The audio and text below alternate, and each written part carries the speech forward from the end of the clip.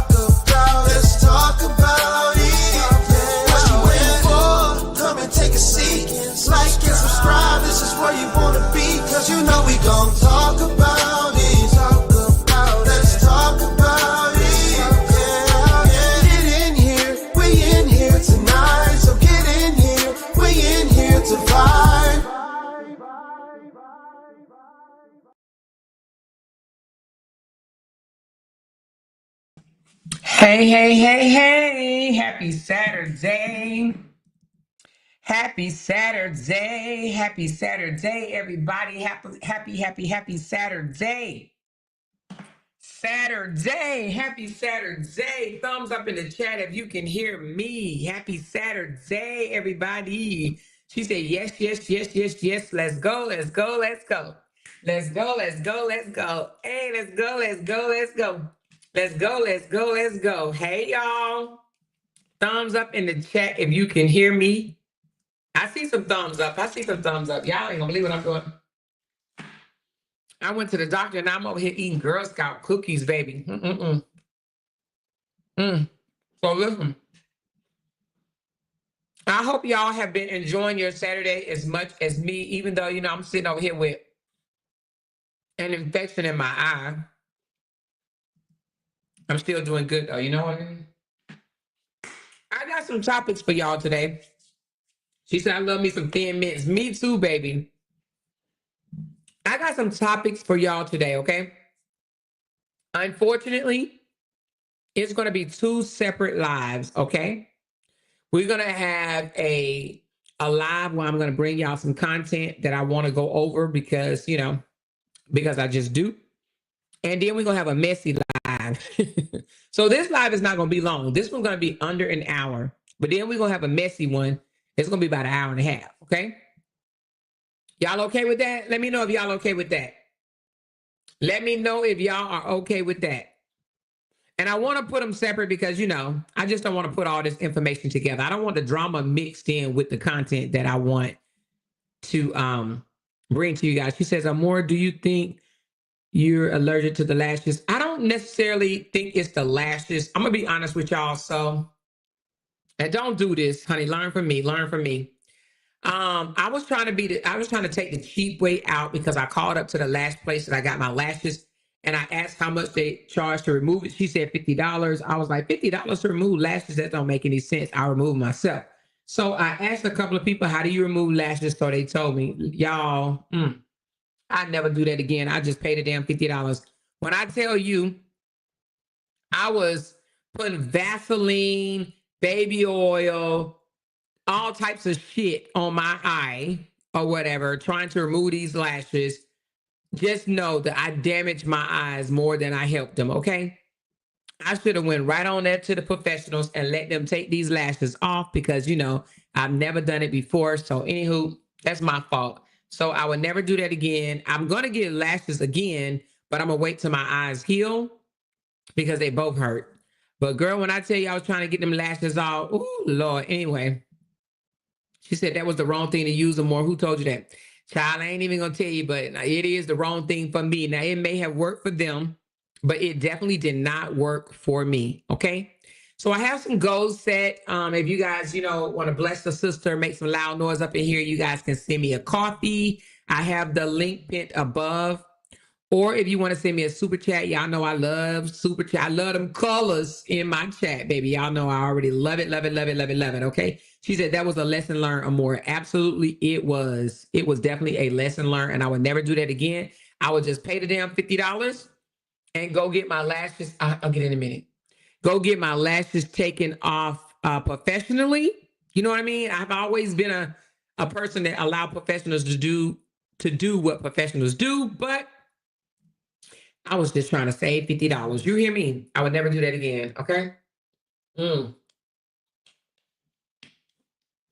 But I want to bring y'all two updates today. She said, pay the $50 or more. Yes, I'm going to pay the $50 from now on. You hear me? But I want to bring y'all two updates today. And then, this is not going to be a long live, but the next one is going to be a little bit longer than this one. But the two topics that I'm going to talk about today, I have an interest in them, okay? Both of them I have an interest in. One more so than the other one, okay? The first one is the pastor. Y'all know Pastor Floyd or whatever, and the young lady Samantha, okay? So I've been giving y'all updates on that. So I came out here and said, because, the internet, following the news, right? I said that they were in a relationship and they was at the bar at 1 a.m. in the morning, got into it, and boom, boom, boom, she popped him. Honey, that is so not the damn case, okay? And I came out and told y'all that, that wasn't the case. But, honey, I got to update y'all on the latest thing that's going on because, baby, when I tell you, hold on. When I tell you that this is self-defense and this girl is going to walk, honey, I mean that. You hear me? Where is it at? Oh, right here. When I tell you this is a case of self-defense, honey, I don't know if y'all seen the video, but I'm about to play it for y'all. For those that are sitting way back in the back and have not seen this video, y'all look at this.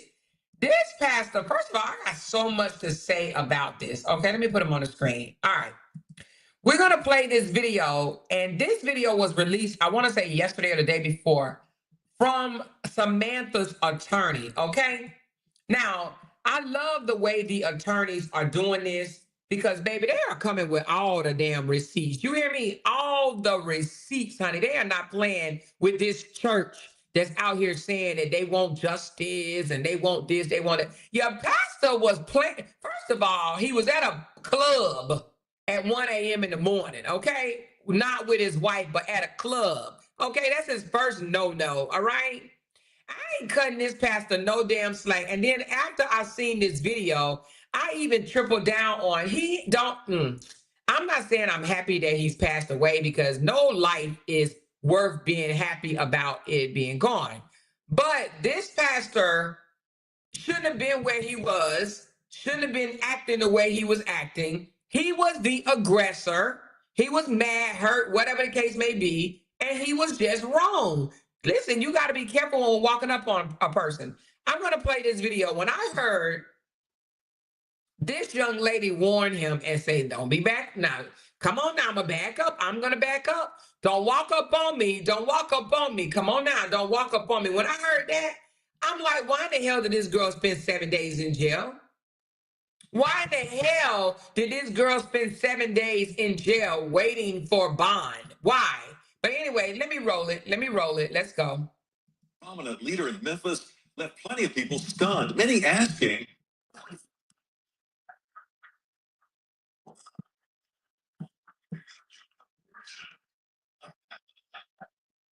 shot to death.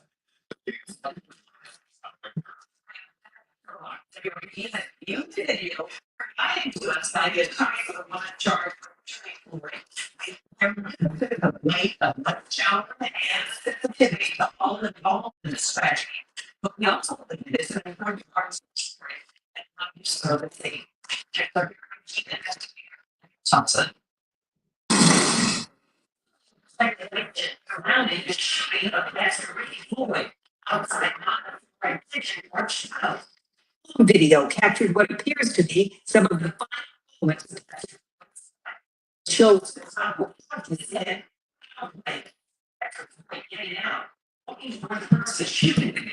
Okay, wait a minute. Y'all said it's going in and out. Hold on. Okay, so the video is not good. Hold on. Give me a second.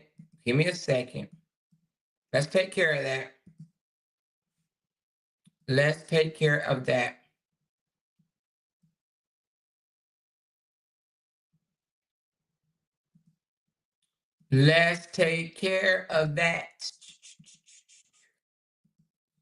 Give me a second.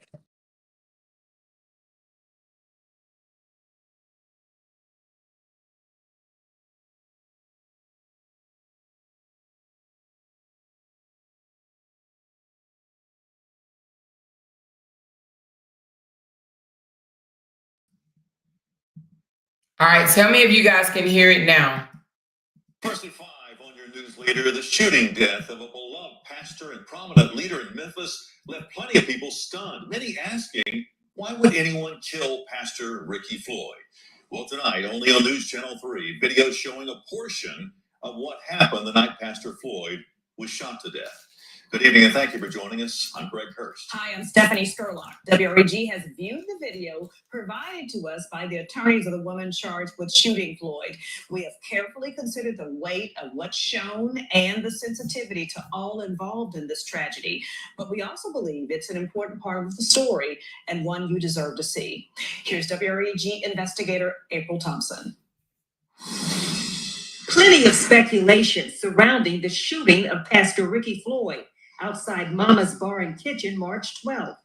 Phone video captured what appears to be some of the final moments of Pastor Floyd's life. It shows the Tahoe truck he is in putting on brakes, Pastor Floyd getting out, walking toward the person shooting the video as they yell to back up. I'm backing back 3 times now. When I do that, you know, back the up. Back up. Then the video drops out. WREG sat down with the attorneys for Samantha Marion, charged with shooting Pastor Floyd to death. They say the video speaks for itself. The video does not capture the gunfire that would have taken place probably maybe 3 or 4 seconds later, but it clearly shows him approaching her aggressively after being told several times to stop and that he should not be, walking up on her like that. Keith Perry says his client, Samantha Marion, was behind the camera shooting the video, and it came after Marion and a man she had met that night got into a heated religion discussion with Pastor Floyd inside the bar. Perry says when everyone was leaving, Pastor Floyd walked toward Marion, and the man got between them. He stands in front of Reverend Floyd.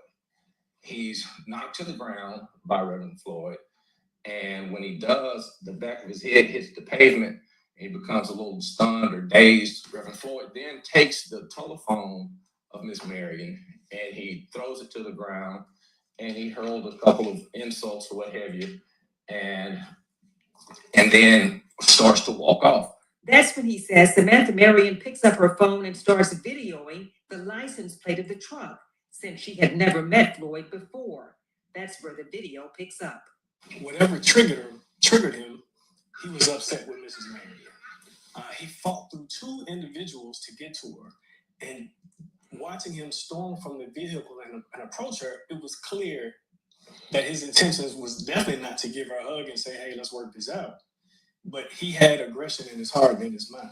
WREG acknowledges that this is only one piece of video from that night, and it does not include what police have described as Pastor Floyd holding his hands up and walking backwards away from Marion before falling to the ground. Out of respect for Pastor Floyd's family, WREG reached out to a family spokesperson and shared the video. It was their first time seeing it. At this difficult time, we're just totally focused on prayer and maintaining our faith in the justice system. We trust that it will fulfill its purpose and provide us the answers and the accountability that is essential right now. But Marion's attorneys believe the video. Hell, the accountability is your pastor was wrong, lady. Your pastor was wrong, dead ass wrong. Shows their client was defending herself, and that should have been taken into consideration when she was in jail 7 days and given a $100,000 bond. You're witnessing a person that has just been assaulted and is getting a tag number and trying to do what they're supposed to do. And you're witnessing a person who, despite the great 58 years that he has lived, and we're not asking anybody in the public to measure him by that last 30 minutes of his life or what have you, but for that last 30 minutes was angry. For your news leader in Memphis, April Thompson, WREG News Channel 3. All right, a part of the Okay. So with that being said, let's have a conversation about this. All right. I'm just going to put it back on this pastor right quick while I'm talking. Okay. First of all, y'all. So, I do believe that they did not know each other. Okay. They're saying that they had a disagreement about a religious topic. Okay. Him being a pastor, she's a civilian, whatever you want to call it. They had a disagreement about religion. Now, first of all, they say you're not supposed to have conversations. That those are very testy conversations about politics, religion, and Here lately is, what do you identify as, right?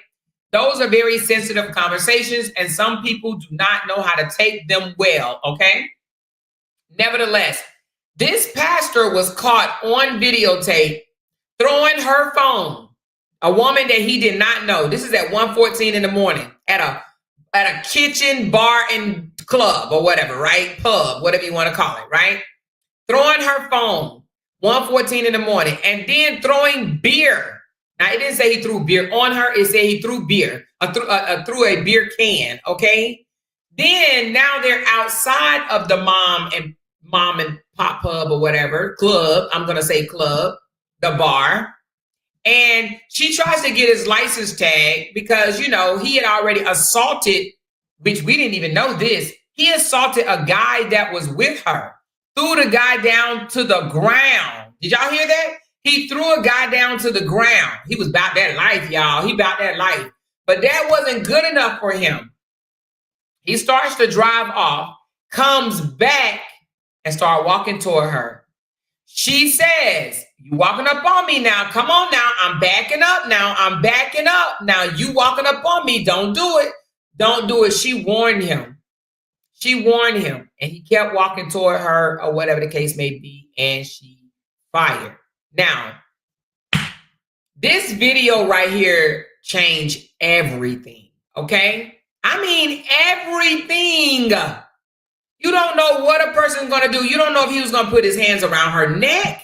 You don't know if he had something in his pocket. You don't know. This dude walked up on a lady like she was a damn dude. Like, what's wrong with you, dude? Sir? What is wrong with you? This man is married. It is 1 o'clock in the morning. Look how he gets out the car. Watch this. Look at him. Look how he's walking up, pulling up his pants like he about that life. Look at him. Look at the expression on his face. What is he trying to do? What can you possibly say that this man was doing? He gets out the car.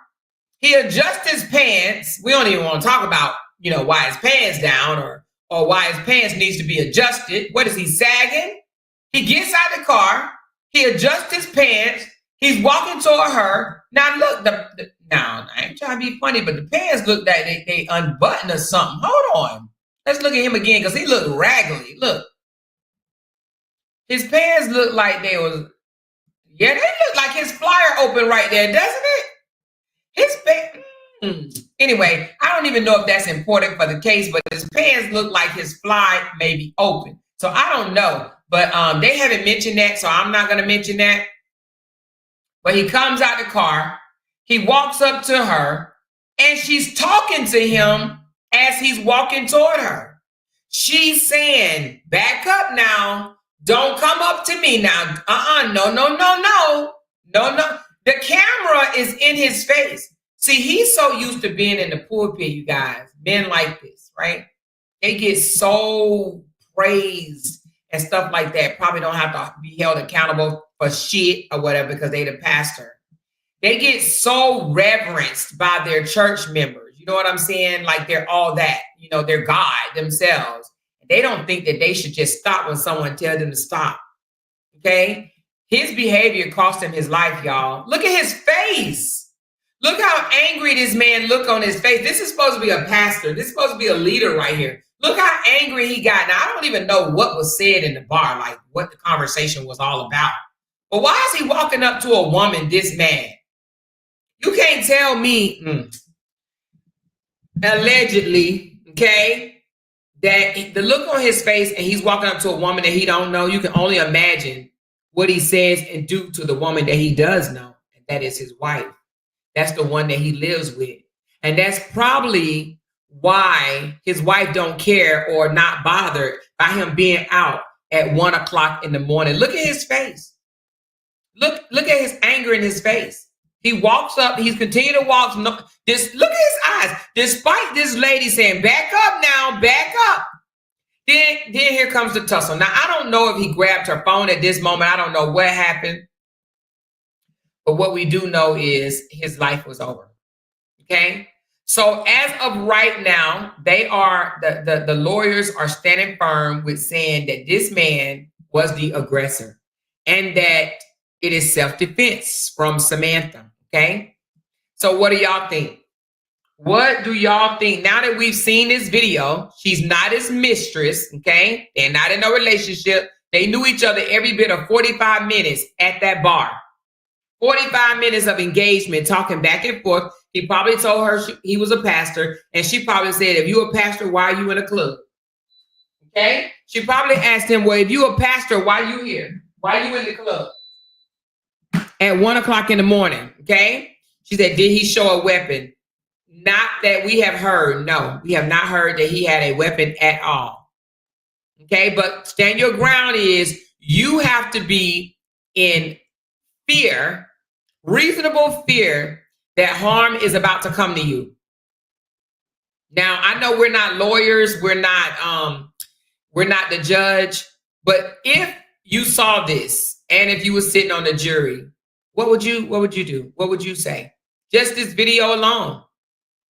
Just this video alone. They're trying to say he was backing up with his hands in the air. Where's that video at? Why even walking up there like that? We want to see the video where he was backing up because we haven't seen that yet. She gave him a warning. You're supposed to say and use before you shoot. I believe it's self-defense. That's what I believe.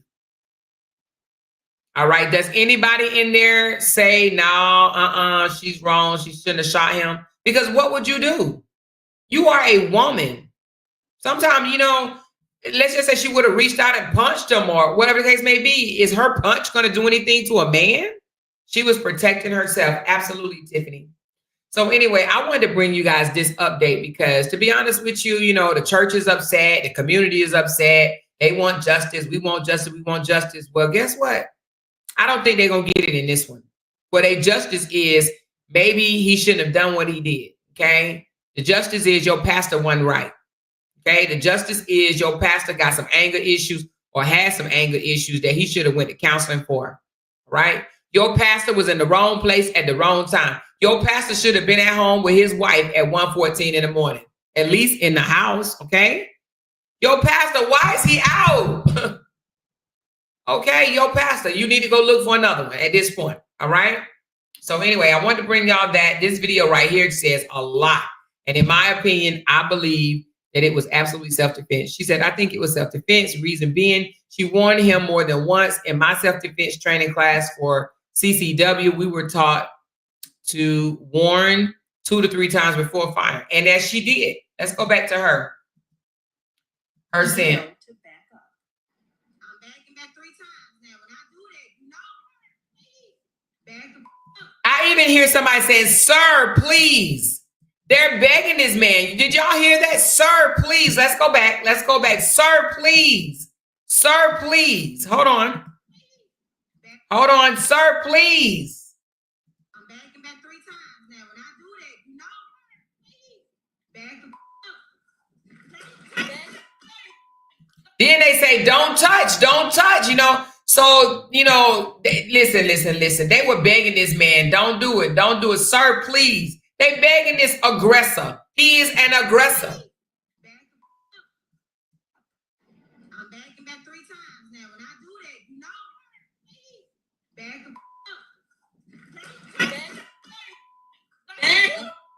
Then the video. She was still yelling back up even when he made contact because it sounds like he either knocked her phone out her hand or he did something to where she could no longer be, you know, filming him. So, you know, he was not trying to give her a hug.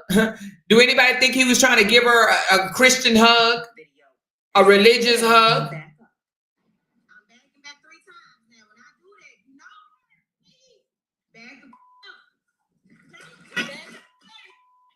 up. Then the video. She said, back the F up 3 times. Back the F up. Back the F up 3 times. What was she supposed to do? Just sit there and let him assault her? Huh? Absolutely not. So anyway, again, I am not a lawyer, but if I was a lawyer, I would have to say that I would agree that this was definitely totally self-defense. A person telling you to back up. People need to stop walking up on people and thinking you biggity ass bad. You hear me? Because you're going to be 6 feet under and your church going to be crying, talking about they want real accountability. Okay. But anyway, that's enough of this story. I'm going to still keep y'all update, even if they drop the charges or they proceed with the trial. I'm definitely going to keep you guys update as to what's going on with that story. Okay, let me take this down. Now let's put this other story up, you guys. We talked about this sometime last year, y'all. Ooh. Now this one right here is touchy, and before I put it up on the screen, I want to just tell y'all, anybody that is what's the word I want to use? If you don't like to hear very gross, disgusting things that a human being can do to a child, you may want to exit, turn down the volume, or just exit out of this particular live, because we're going to be talking about these white racist ass couple that adopted 5 Black children and enslaved them. Okay, we're going to be listening to the hearing, which is about 6 minutes long. I will be stopping and talking about it in between. You know, I believe they got everything that they deserve in them, but I want you guys to hear what the judge has to say. And I want y'all to hear, because she's going to sum up some of the damn things that they did to these children, these innocent ass children that they adopted and wanted to enslave for their own benefit. Okay. So again, if that type of stuff bother you, please exit the room. Please exit the room. All right. So those of you that are staying, here we go. Let's listen to this fraganagle bull right here. All right. This is the sentencing. I refuse to accept responsibility throughout the trial and still here today, which makes my job a lot easier. Hold on. Let me see if I can get a cleaner version, because hold on. Let me see. Is it mine or is her? Hold on one second. And instead of apologizing today, because you never have said you're sorry, but what you did do was put on one. Let me see if I can get a clearer version. Can y'all hear that version? It sounds distorted. Hold on one second. Hold on. Give me a second. Let me see if I can get a clearer version.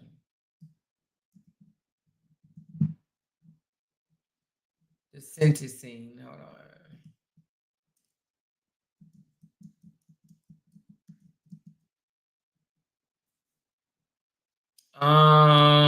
Let's listen to.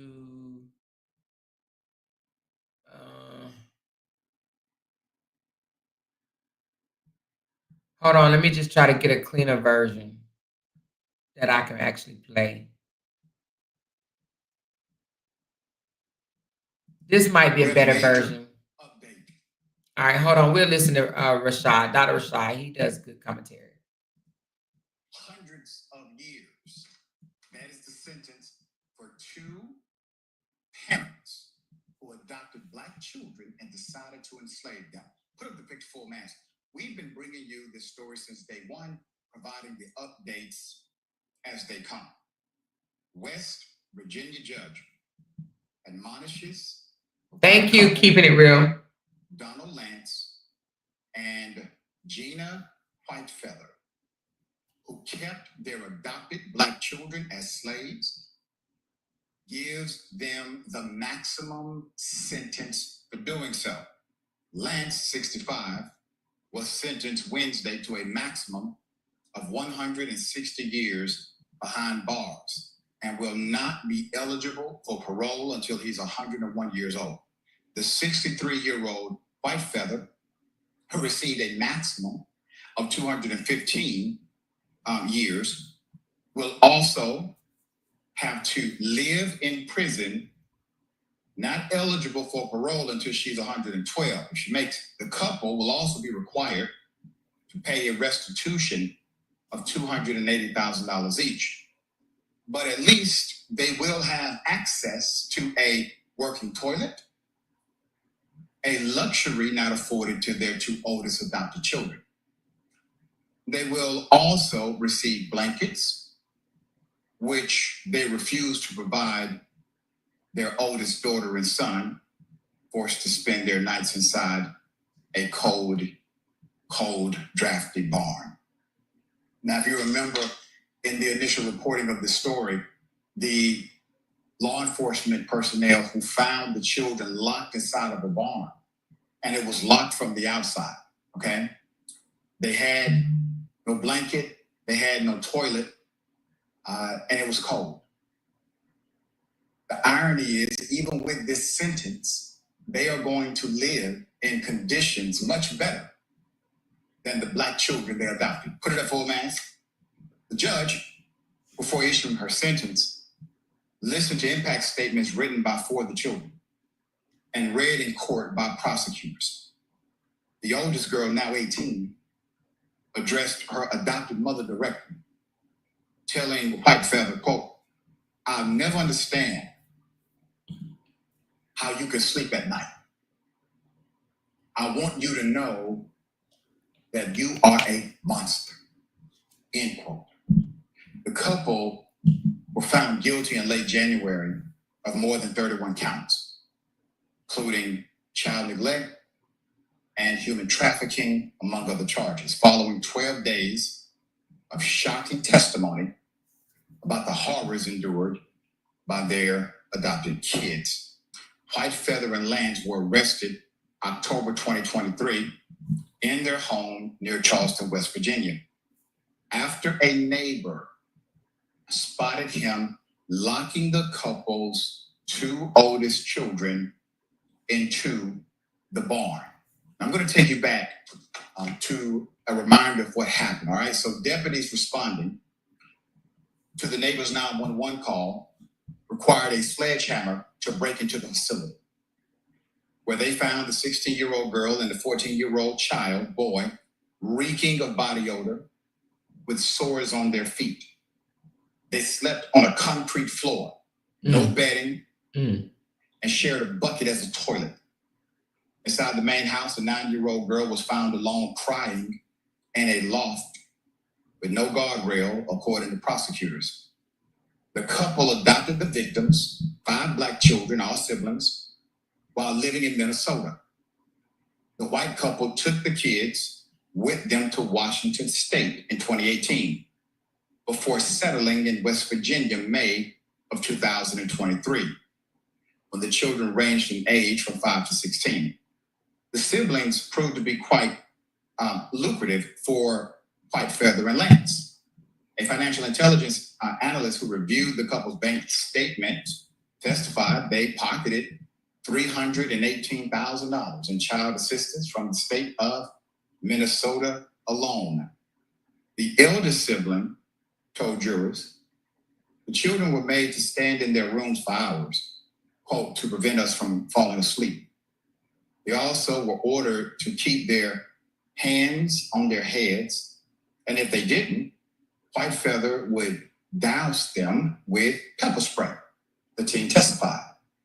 As prosecutors presented photos inside the home, the 18-year-old recalled an incident where Lance hit one of her brothers in the head with a PVC pipe.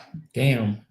She testified how the children were cursed at, quote, all the time, especially by White Feather, who often used racial taunts and was found guilty on 4 counts of civil rights violations as well. The children lived on a diet of peanut butter sandwiches, often left over from a previous meal. They were not allowed to eat except during those scheduled feedings and drank only water after their meals. The 18-year-old testified to this. She had only a sleeping bag on the floor in the barn in which to sleep, while a teenage brother was given just a piece of cardboard to use as a pillow. The oldest child said she went about 2 months without taking a shower or brushing her teeth. They spent their days carrying supplies, gardening, digging holes for trees, clearing land, gathering water from a creek, and tending to animals on their farm. That's according to the eldest daughter. The siblings received absolutely no schooling at all. There's more. The daughter testified that when the family lived in Washington, the children were made to sleep in tents on a hill because White Feather told them, quote, "we were dirty and that we stunk." Quote, "I felt like I wasn't ever going to get out of that situation," she said after neighbors in West Virginia noticed them performing hard labor outdoors. The 18-year-old said they spent their final months with the couple locked inside. We were always locked up, she testified. The children are now living separately, with the oldest male child undergoing psychological counseling. Last month, one of the children filed a lawsuit against Lance and Whitefeather, alleging they experienced shocking and severe physical and emotional abuse and neglect while under the couple's care. From day one, this was one of the most horrific stories we've covered, and indisputable. It's difficult for you to hear that. It's difficult for me to report it. It's much more difficult for them to experience it. There were 3 opportunities prior where law enforcement got wind in other jurisdictions that something was going on with this family. And what the family would do is they would basically move every time someone got wind of their abuse or there was an accusation. Somebody may be coming later for a pending investigation. They would simply move. And when they would move, the previous jurisdiction would basically lose interest in following up in the investigation. And that is how they were able to avoid authorities or responsibility for their crimes. This is a note to those who work in these agencies. Don't allow them to get away that easily. This could have been stopped a few years before it was, if the agencies decided to follow up outside of the state jurisdiction, but they did not. This story strikes me personally because I was a foster child myself and could not imagine going through such an extreme and evil scenario. Being a foster kid is hard enough. Mm-hmm. These individuals decided to make their foster children their slaves. Mm-hmm. Decided to not allow them to have access to education, made them perform hard labor every day, and they only ate the scraps left over from their tables. The striking irony is, those who were enslaved in America actually got a better treatment than that. Mm. Sometimes they actually had a full meal. They were able to sleep in the quarters that they could get some rest because those evil slave masters of that day wanted them to be rested enough to work. These individuals were even more evil than that. All right, Jackson, thoughts here? Yeah, I think one of the initial things that anybody would... Okay, so I'm going to cut it off there. We heard enough. Listen, you guys.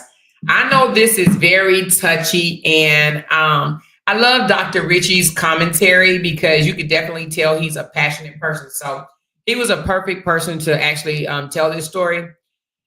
She said, I saw this story and it's very heartbreaking. It is very heartbreaking. These 2 effing assholes, okay? Racist pieces of shit, okay?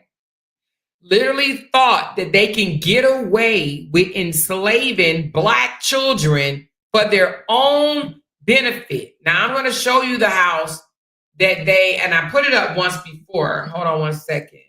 House that they had these kids working and farming and trying to take care of. Let me get the house. And then I'm going to show you the shed in which they stayed in. Okay, so this is the property in which the kids lived. And then this is the shed. Hold on, take a better picture of it. And this is the shed that they stayed in. Hold on one second, let me put it up. They're disgusting. They're foul. And I believe that they should, I mean, of course, they'll be deceased before they're eligible for parole, but I don't even know why they would even be eligible for parole, if you ask me. Hold on one second. Image. I'll be forgetting that they changed some things recent. Okay. So let's get, okay.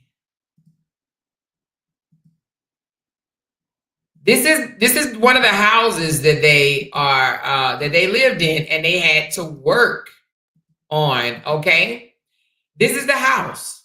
And on this property, it's a nice house, right? You look at it, you're like, oh man, that's a nice, wonderful house. Well, the kids didn't live in the house, okay? They were in a shed, okay? Now, I think 2 of the oldest one was in the shed and the other 3 was in the house. So let me make that correction. 2 of them were made to sleep here, okay? Where it was locked from the outside. Now, the defense of this racist ass couple, right? Let me put their picture up. You know, let's make them a little famous. Now, we said this before. I mean, we went over this story before. Some of you guys may remember. But let's make these disgusting jokers famous right quick, okay? This is them. This woman had the nerve to say that they enjoyed being locked up in the shed. They use it as like a teenage clubhouse. Who wants to sleep on a concrete floor, right? No blanket, no bathroom, no sink to wash your face, without brushing your teeth and taking showers. You're pooping in a bucket. They had like a paint bucket that they shared for a toilet. And they had to be there if they wasn't working and slaving in these people's yard around their house, keeping it looking good, digging holes for trees. You understand what I'm saying? If they wasn't trying to keep up with their property, because they had a nerve to say the reason why they even got the kids in the first place and enslaved them was to save money. Because if they would have hired groundkeepers and a staff or whatnot to help them maintain that big ass property, then they wouldn't have had to go and, you know, buy children to enslave them. Okay. And now this is something that I didn't know, right? They adopted these kids and was given over $318,000 in benefits, whether it was money or some type of care or whatever for these children. $318,000 is what they received. And that's just from the state of Missouri. They didn't even say how much they received from Washington State or, you know, Seattle or West Virginia. They only gave that breakdown for Missouri.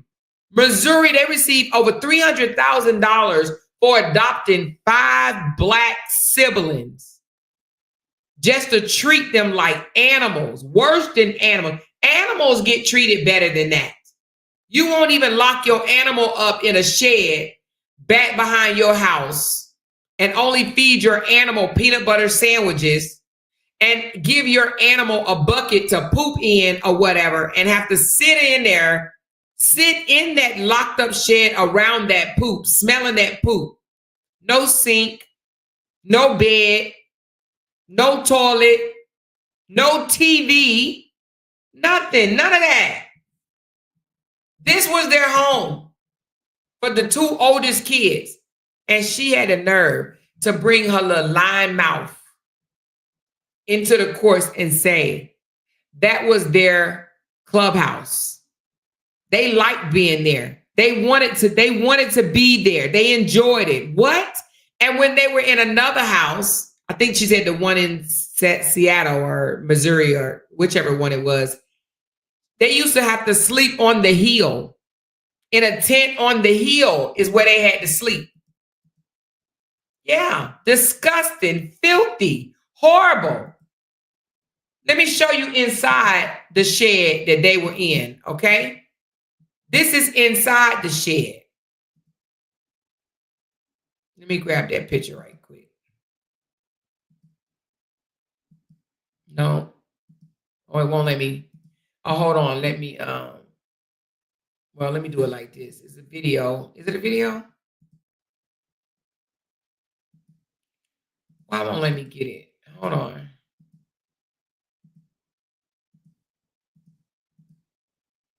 Oh, shoot. Let me go back to it. Inside it. Okay.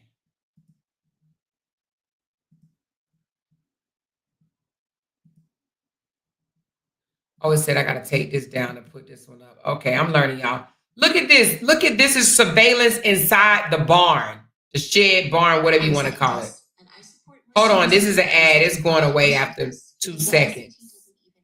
All right, here we go. Testimony just wrapping up in day 3 of the trial for a couple charged with human trafficking and child neglect. It is still going on in Kanawha County. They're thinking it could take a couple of weeks for it to finish up. And Gene Whitefeather and Donald Lance are accused of area Hold on. in Sissonville, the 30th through October 3rd. All right, look at the things. Footage from September 30th through October 3rd. The footage gave the jury an inside look into the children's lives in the final days. Look at that. Before the arrest. Prosecutors say the video shows evidence of neglect. Let's go back to the damn. Look inside this shed. Oh, hold on. Trying to stay. All right. Look inside this shed, if you will. If y'all can see that. The barn shed, whatever you want to call it. Look. No bed. They did have an AC unit in there, thank God, right? And some vents, thank God.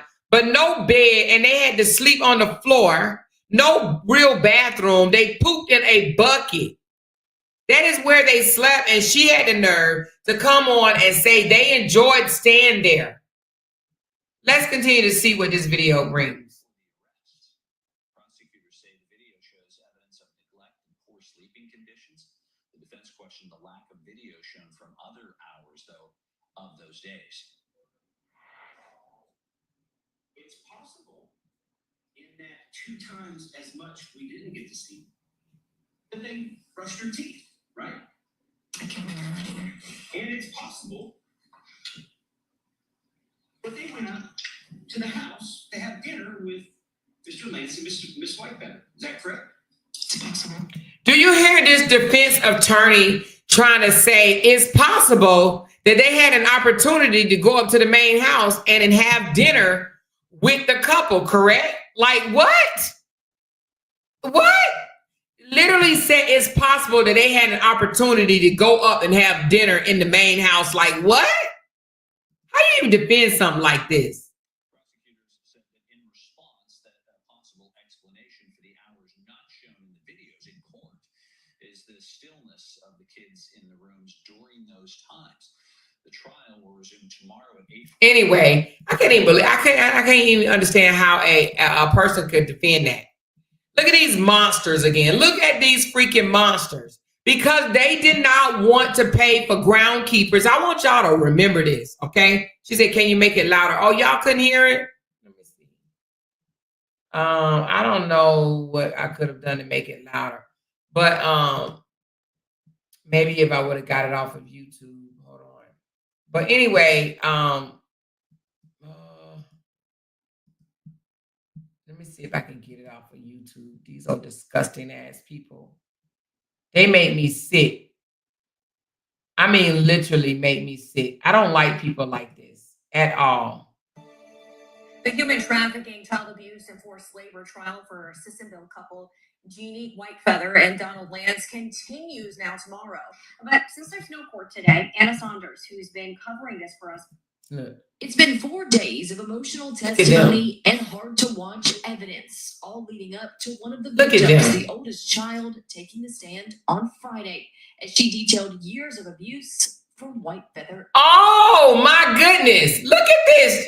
Oh, wait a minute. Y'all don't even see it. Look at this. Look what he about to hit the little boy with. And that boy look like he old enough to take him. You hear me? Do y'all see this? Oh, my word. Oh, my word. So he going to try to hit the boy. Let me tell you something. They do this and they try to, this is how they do slaves. They try to hit them and try to intimidate them or whatever so that they would never try them. Because let me tell you something. That boy looked like he's strong enough and big enough to be able to take him, which a lot of, she says, in front of the camera. Yeah, in front of the camera. Exactly, Dance, in front of the damn camera. He goes and hit this little fella. You hear me? But let's go back a little bit. Ooh, these couple. The victim, the oldest child, taking the stand on Friday as she detailed years of abuse from Whitefeather and Lance, taking us all the way to the moment she and her brother were found locked in that Sissonville shed in October of 2023. Man, look at them eating a piece of light bread. Lord Jesus, it pisses me off, man. This boy over there savoring over that light bread. Y'all see him with that light bread in his hand? Y'all. Oh my God. Oh my But it's God. hard to say where this situation would be today had it not been for the first 5 people who took the stand on Tuesday, the Sissonville neighbors and a home health worker. They immediately noticed in May of 2023 when White Feather and Lance moved in that something was not right and began. Now, can you imagine if the neighbors would have just minded their damn business and never told? These horrible racist ass mother freaking couple would still have these black children enslaved. Look at him. Look at him. Oh. Calling CPS and law enforcement about it. I was afraid that they would move away and those little kids, nobody would be there to help them. To the neighbors, it was the children's work in the yard and the standing in a line in all weather. Now, you know, I don't care what y'all say, but I always said I don't mind having some nosy ass neighbors. You hear me? Because, baby, nosy ass neighbors can save the day, honey. They can tell you shit. I used to have a nosy ass, I probably still got some nosy neighbors now, but I had a real nosy one when I lived in Tennessee. Man, we had each other's phone numbers. She would call me up on the phone and be like, I heard some screaming. Did that come from your house? I just heard a loud noise. Did that come from over there, honey? She was nosy as hell, but they look out for your property. And listen, she was a nosy ass neighbor. This lady was. And honey, this is how they ended up telling the authorities about this couple, honey. Don't get mad if you have a couple of nosy ass neighbors, because them nosy neighbors can come in handy sometimes. Stop trying to move away from people that's nosy as hell. Just go on and allow your neighbors to be nosy, because it could be a matter of life or death, okay? It seemed inappropriate for their ages. They said the work never came with any kind of play or break, and one of them even confronted Lance about it, which he denied, saying they did play. And then when the neighbors began suspecting that 2 of them were locked in a shed, it was this October 2nd, 2020. Did y'all see that? Look how they just walk into the shed. Like they just walking into their home. Look at this, y'all. It was this. Oh, hold on. Let me go back a little bit. They did play. And then when the neighbors began suspecting that 2 of them were locked in a shed, it was this October 2nd, 2023 call to the non-emergency line from home health worker Candace Hilbert that brought police to the shed. He had 2 kids locked in an outbuilding. They've been in there for days.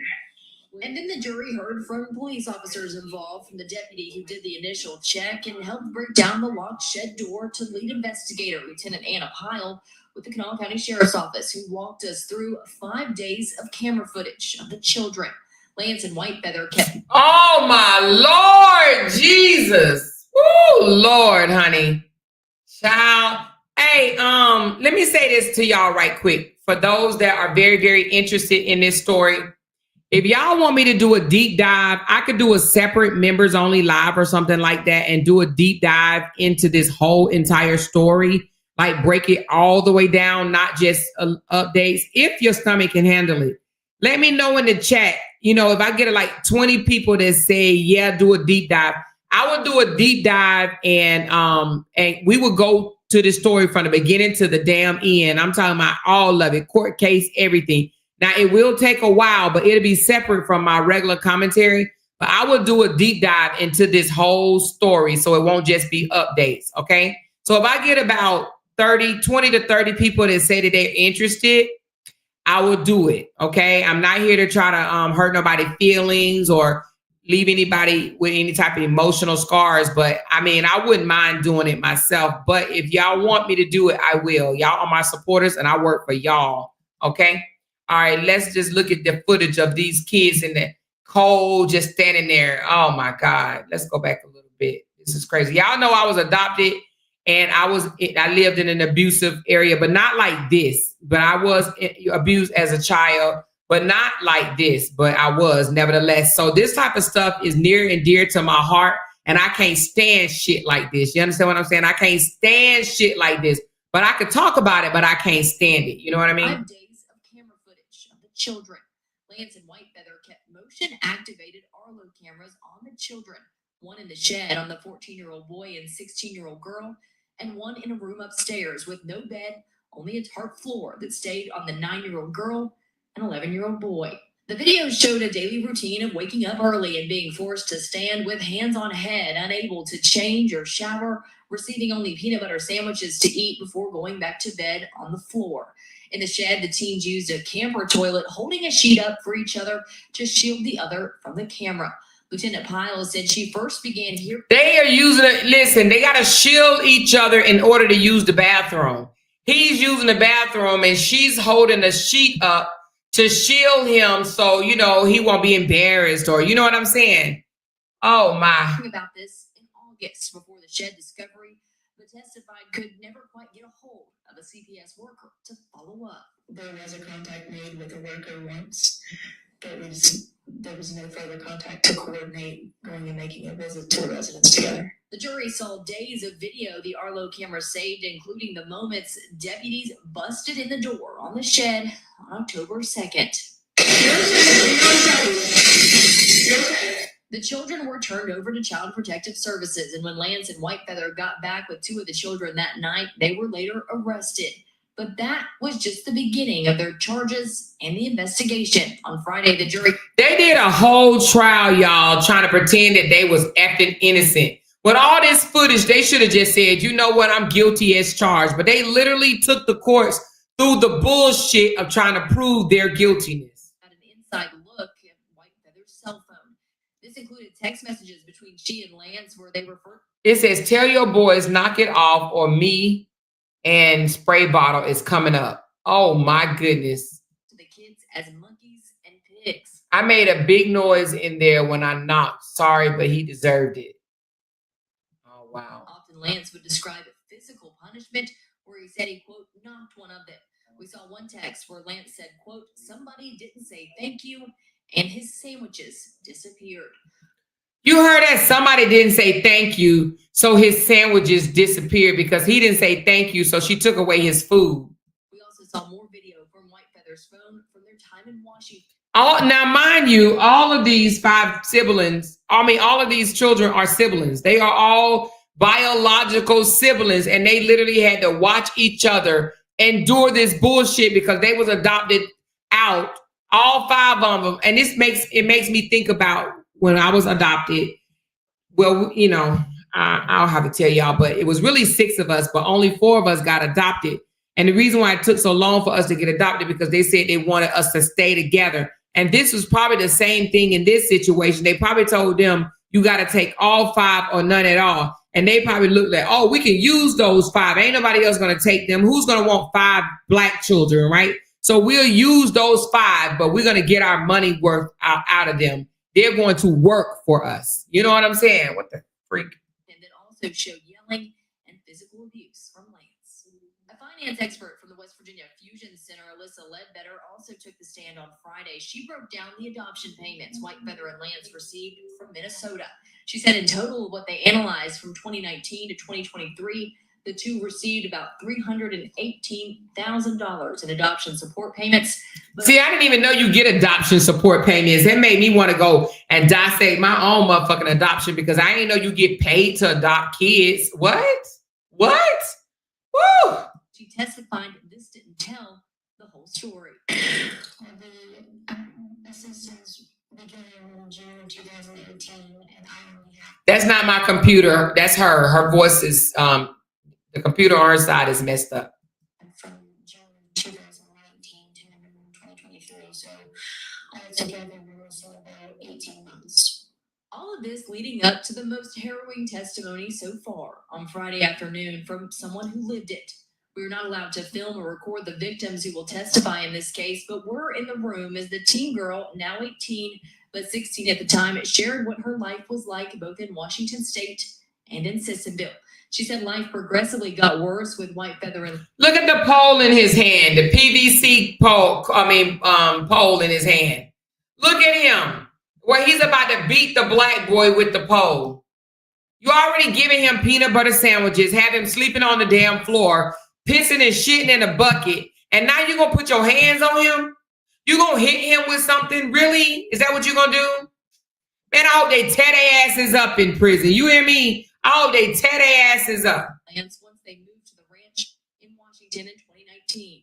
This is when the outdoor labor began, she said, and the physical punishments that included hits from a PVC pipe. While under a child services investigation there in Washington, eventually they moved to Sissonville, but she did not know why. She talked about how CBS was called soon after they arrived in West Virginia, and she detailed a visit from a worker who stayed on the porch and talked to them through the screen door. The teen testified she was not honest with CPS because Lance could hear her from where she was standing.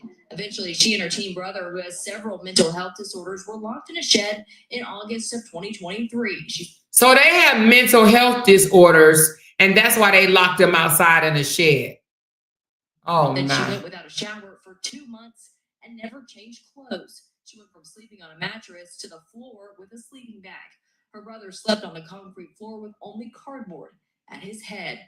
She said she was forced to be his babysitter, but testified he was never the dangerous, violent kid that Lance and Whitefeather made him out to be. She recalled the use of physical violence, pepper spray, and racial slurs from Lance and Whitefeather.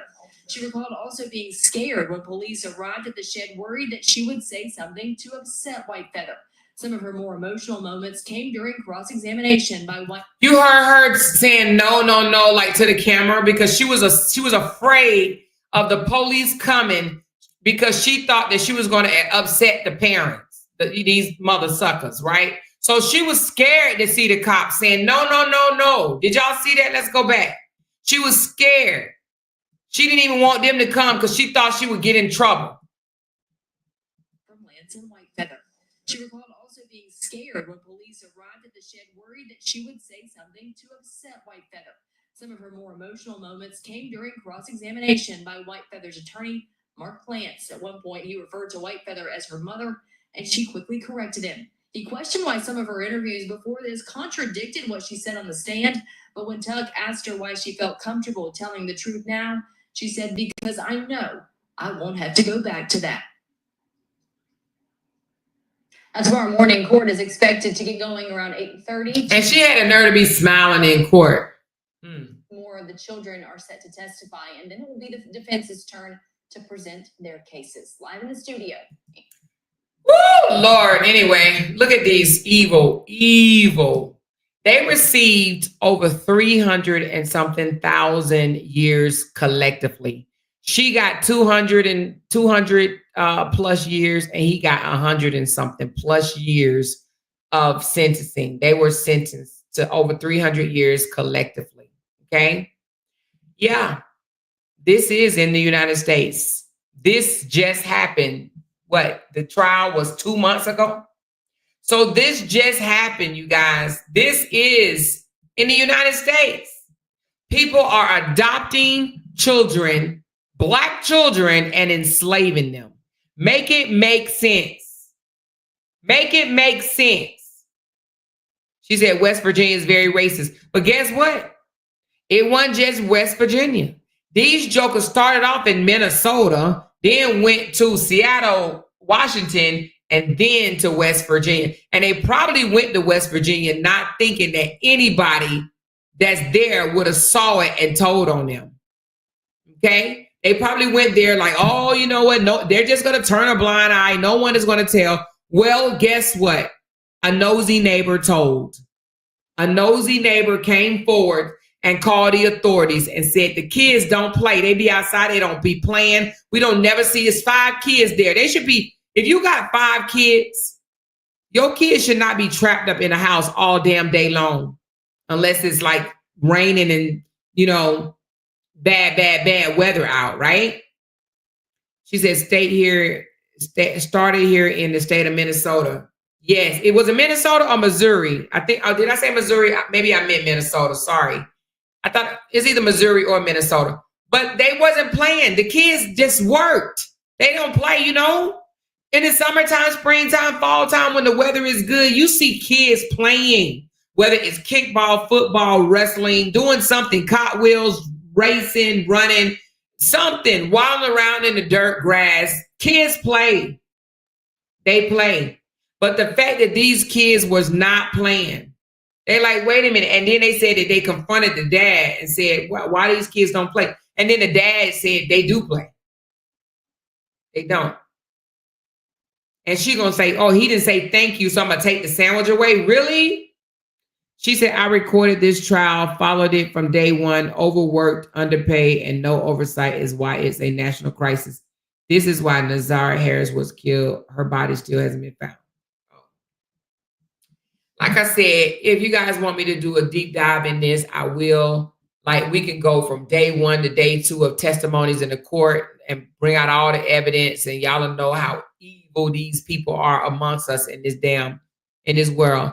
There's a lot going on, y'all. There are more people enslaved in 2025 than 1865.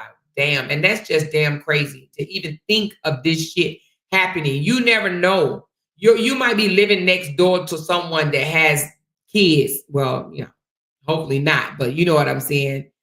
Enslaved, you know? I think with adoptions and stuff like this, especially when a white person adopt a black person or a black person adopt a white person, I think that they should have regular ass checkups, and the checkups shouldn't even be done in the house. Bring these kids down to the facility and let them sit with us for an hour. You understand what I'm saying? Because I guarantee you, if they would have taken these kids to the center, like the adoption agency or somewhere, they can take the kids and the kids are out of their care and they can talk to these kids one-on-one. I guarantee these kids would have told long time ago that they're being physically, mentally, and psychologically abused. I believe that these kids, all adopted kids like this, should be able to have counseling and once a month, once a week or something type meetings. Mandatory. She said, Amor, you covered this story already. I did, but not in depth. And this is a follow-up, Nene. This is a follow-up. I didn't break it all the way down. I didn't go court by court date. I only touched on it. Matter of fact, when I touched on it, they asses haven't even went to court yet. They hadn't even went to court yet. So it's sentencing. We didn't even hear all the gruesome shit that came out in court. We didn't see that. She said, yeah, once a month counseling for the kids monthly. Exactly. I believe that they should do that. I should believe that these kids should be able to talk to someone without the parents being around or without the fear of having to go back to them if they're being abused. She said, you are a teacher and real with your stories. I love it. Oh, okay. Thank you so much. Thank you so much. I'm going to win. Thank you. Because listen, I don't know no other way. You know, she says, yes, can you break down the court proceedings? Yeah, I would do that for you guys. If, you know, you guys are interested, you know, I don't want to be like just talking to 10 people, but if you guys are interested, you know, I would do that. We could break it down from day one of, you know, because their excuses, listening to them and their damn excuses of, because they took the stand too, and listening to them say the reason why they did this or the reason why they did that. You know what I mean? Woo, sickening to sit here and think and gonna sit here and say, no, they enjoyed it. They wanted to, you know, this to be their playhouse. Like, are you kidding me right now? She says, and the caseworkers should be allowed to do pop-up visits instead of scheduled visits. See, the only thing about pop-up visits at the house, the kids may still say what the parents want them to say, because you got to think they know these people are going to leave.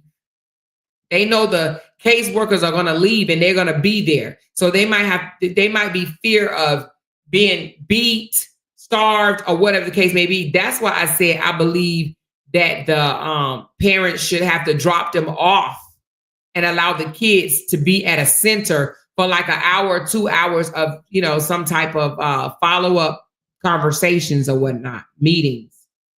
That way, you know, if they tell the people how they're being treated, then guess what? When the parents come, their asses can be arrested. That will prevent them from trying to, you know, do some shady shit. Once they get those kids adopted, they don't care what happens. They just want to get them out of the system. They tried to manipulate me into adopting my cousin's kids. Oh, wow. That's crazy. People need to know and be aware what to look for. Yeah, that's true. You can make it members only if you don't have a lot of people. I'm interested in the story. Okay. Well, I could thank you guys for sending super stickers. I could definitely break this down more. We can do, you know, I know other content creators that do this. They'll have like what you call a deep dive, and they'll go all the way into it, and they go from day one, and they really do a deep dive into different stories. So I definitely can do that for you guys. She said they only came to do visits when it was their turn. time to turn in reports. I rarely saw any caseworkers. She said, true, but also pop-up visits probably would have caught them locked in the barn. Oh, yeah, you're right about that, Blessed. You're right about that. She said, I'm interested in the whole story. Okay. So I'll do that. I'll schedule to do that. This will be my first deep dive going into like day one all the way to the end. But yeah, I mean, they just, do. This particular judge gave them the max. She wasn't playing with their asses. They went from this to effing prison. This to prison. Are you kidding me right now? This to prison. Look, that's beautiful. Look at them. Look at the mountain view, the skyline. Look at that. That's a beautiful life. You went from that to prison because you're evil, you're spiteful, you're hateful. Now, and then guess what? The husband and wife ain't together no more. They're separate. They went to prison. Anyway, like I said, we'll do a deep dive, you guys. We will definitely do a deep dive into this case, but I definitely want to bring this to you guys and let y'all know that these jokers were sentenced. All right. So, and if we ever get any more cases like this, I will definitely go over. She said, Amor, do you think the bio parents found out? We'll find out when we do the deep dive. I will find out. I will look for all the answers to that right there. Because right now, I don't know. I don't see how people can give up 5 of your damn kids. Like, if you don't want kids, like, why are you having them? Like, why are you even having sex? You know what I'm saying? Like, why? You gave up all 5 of your kids? Like, unless the parents was the DEAD, She said, Amor, are you coming back? Yes, I'm coming back. It's going to be different. I don't want to mix these 2 lives up with what I'm coming back with because I'm coming back to be messy. But, I said, what time is it? Oh, 1:16. Okay. So I said about an hour for this live, and the next one will be about an hour and a half because I want to make time for our internet sister to get her live in. So she said, why are they not together anymore? See, that's what we're going to have to find out in the deep dive. All the questions you guys have right now, we will answer those in the deep dive. So if you're interested, I will put their names and say, hey, deep dive on the racist white couple that enslaved the 5 Black children. I'll put that on there, and that way y'all will know to pull up. Okay. She said, Amor, here in DC, I used to work with a young lady that adopted 3 kids. She K'd 2 of them and moved around to different countries in counties or countries? Counties. Okay. She moved around to different counties in Maryland, carrying their bodies in a freezer. What the freak? Oh my God. That's crazy. She said, what are their names? The white couple name or the children names? What are you asking? The white couples? This is their name right here. Let me just put it in here. Donald and Jeanne. Donald Lance and Jeanne Whitefeathers are the couple's name. That's the husband and wife. Or I don't even know if they were married. They got 2, but I think they were married. It said couple. So were they married? It just says the couple. I mean, hell, they were a couple. I don't know if they were married, but they got charged with human trafficking. And you want to know why? Because they went from state to state to state with these kids. Anyway, like I said, I will do a deep dive on this story where we'll get into it, peel back the onion, find out how the kids even got placed with them in the first place. Like, how the kids got into foster care. We'll do all of that. But like I said, it'll be separate from, like my regular commentary, because I know everybody's not going to be interested, and I'm going to be sitting up here with 50, 60 people in the chat. You know what I'm saying? But like I said, she said the internet sister just went live on Facebook. She said she is in the hood at a family function. Okay. So again, I know a lot of people are not going to want to watch this because either it's going to be too sensitive or they're just not interested because it's not the type of drama that they want. You know what I mean? Which is fine, but I will break this down and do a deep dive for those that are interested in this story. I will break this down from freaking day one, like a documentary or something, How long was the kids living in that condition? How long were they adopted? I'll find that out for you, Alicia. Come to the deep dive. Come to the deep dive. We'll start this soon. We'll start this one soon because I'm actually interested in stuff like this. My husband is too. We talked about it. Matter of fact, we was talking about it last night. We fell asleep talking about it. Fell asleep. No, was it last night? Well, no, actually, it was in the wee hours of the morning when I took a shower and got in bed. I started talking about it, and you know, we both just start communicating about it, and then I end up falling asleep. She said, "My daughter is a social worker in DC, and the story she tells me is unbelievable. How she does her best to protect the children. She also adopted a little girl. This is crazy, man. Crazy, crazy." But anyway, all these questions that you guys have, hopefully I will have them for you in the deep dive. We could start this maybe next week, or I don't know. Do y'all want to start it next week? Because we could start it next week. Or maybe let me gather some more information. I think we could start it next week in going down the rabbit hole. Because the court case is definitely online, the whole entire thing. So anyway. But hey, we about to end this live right here, and we're gonna go back into another live right quick. Thank you, Chris N, for blessing this particular live stream. She said, let's talk about it. LOUDTalkerz, thank you so much. Binkity Bink, thank you, baby. Sonia, thank you, Lady V, Jen Hen, Nichelle, Steffi said, hey, sisters, just dropping by to say, hey, I'm at early family dinner for my daughter's 30th birthday before she gets her ass in these streets tonight, baby. Yes. Happy birthday to your daughter, Steffi. Thank you so much. Kiki, I hope they getting tore every which way but loose in prison, baby. And, you know, me and Jay and I was talking. We was like, well, you know, are they in federal prison or are they in state prison? So that's some other stuff that I will find out and bring to you guys, too, because, you know, it's a little different in state versus federal. But, hey, whatever happened to them, pretty sure it won't take up for or make up for what they did to these innocent children, okay?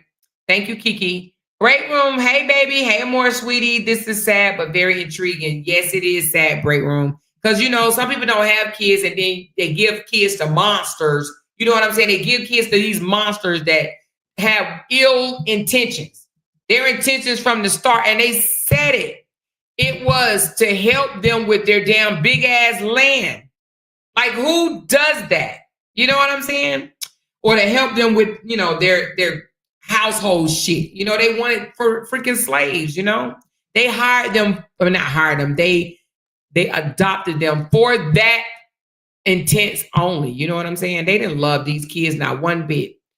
Whew, thank you, honey. Thank you, Kelly. Thank you, Janice. Thank you, Igna. Thank you so much. I'm going to win. Thank you, Nat. Thank you. And Sandra, thank you so very much. So we're going to get off of this live, get us something to eat right quick or something to drink, and we're going to come back because, baby, hold on, y'all. Let me give y'all a teaser of what I got in my possession, honey. So, Mr. RH responded to Janelle's and Brianna's engagement, okay?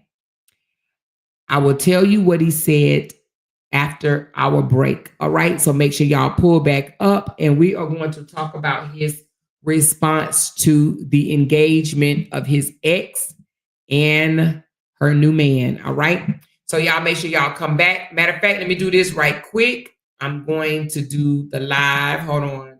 I'm going to say the truth. Respond to his ex engagement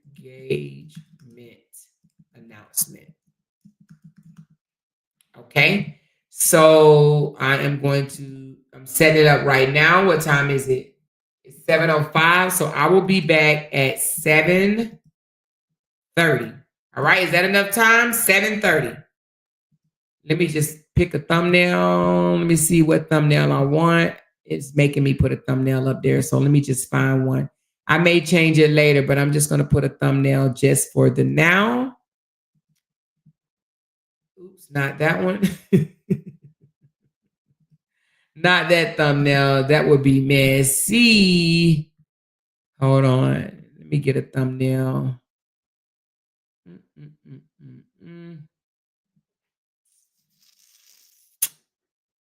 Yeah, we just use this one right here. All right, yeah. All right, so I will be back at 7:30. Get y'all something to snack on, something to drink, and pull back up, okay? We are going to talk about the response and just, chit-chat about some other chat that has, came about.